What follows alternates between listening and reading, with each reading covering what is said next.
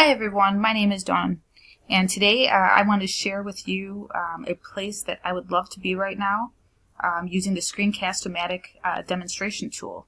I'm doing this to meet the competency for the Screencast type demonstration tools challenge. So here we go.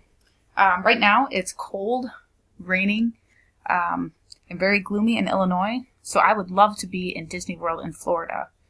Here are some photos that I found on Google. I love movies, so it's going to be a lot of fun to visit Universal Studios. I'm looking forward to that the most.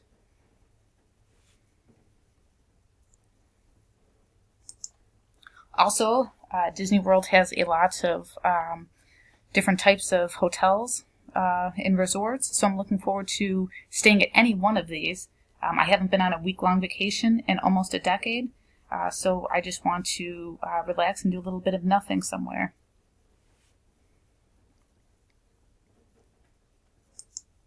Last but not least are the Disney characters.